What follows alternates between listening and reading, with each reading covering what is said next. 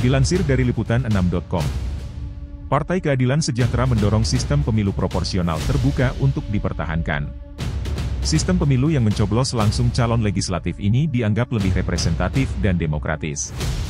Ketua fraksi PKS DPR RI Jazuli Juwaini mengatakan, sistem proporsional terbuka mengoreksi negativitas sistem pemilu proporsional tertutup yang hanya mencoblos partai. Sistem terbuka memperkuat konstituensi dan legitimasi anggota legislatif dengan konstituennya. Sistem proporsional terbuka lebih demokratis karena memberikan ruang yang setara dan adil bagi para calon legislatif untuk berkompetisi dalam pemilu. Calon yang mendapatkan suara terbanyak dan partainya mendapatkan kursi berhak terpilih menjadi wakil rakyat. Inilah makna representasi rakyat yang sesungguhnya. Rakyat memiliki kedaulatan untuk memilih, mengawal, dan mengevaluasi wakilnya. Derajat representasi juga jauh lebih kuat dan mengejawantahkan istilah yang kita kenal dalam sistem proporsional terbuka yaitu OPOVOT atau One Person, One Vote, One Value, ujar Jazuli. Senada, Ketua Fraksi PAN DPR RI Saleh Daulay mendukung sistem pemilu proporsional terbuka tetap dipertahankan. Sistem yang berlaku saat ini terbukti telah meningkatkan partisipasi politik masyarakat. Karena semua orang berpeluang untuk menang. Bukan hanya yang menempati nomor urut teratas. Keputusan MK itu sudah benar. Buktinya, sudah dipakai berulang kali dalam pemilu kita.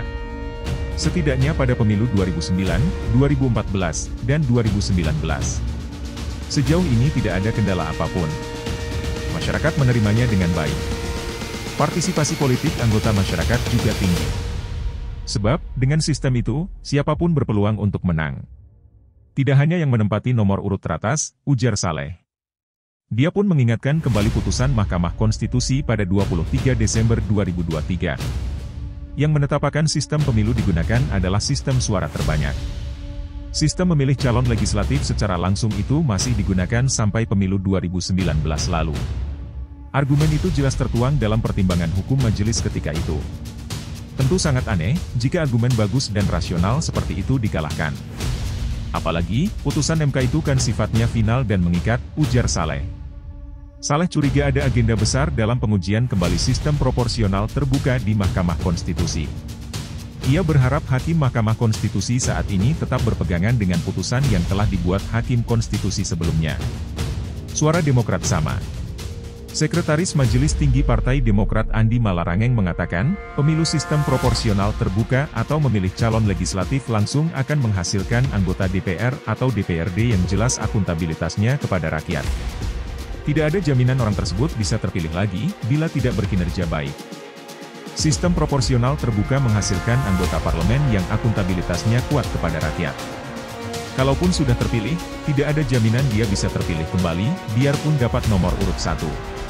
Tergantung bagaimana penilaian rakyat terhadap kinerjanya sebagai wakil rakyat, kata Andi dalam keterangannya. Sementara, dalam sistem proporsional tertutup seseorang anggota dewan yang kinerjanya buruk pun dapat terpilih kembali. Hanya karena orang tersebut dapat nomor urut 1 yang didapatkan berdasarkan hubungan dekat dengan pimpinan partai. Kalau itu terjadi, yang akan tampil di DPR dan DPRD adalah para elit partai dan orang-orang yang jago cari muka kepada pimpinan partai. Mereka bukanlah wakil rakyat yang sejati, ujar Andi. Menggunakan sistem proporsional tertutup, menurut Andi, hanya akan membuat kemunduran demokrasi. Ia mengusulkan bisa menggunakan sistem distrik.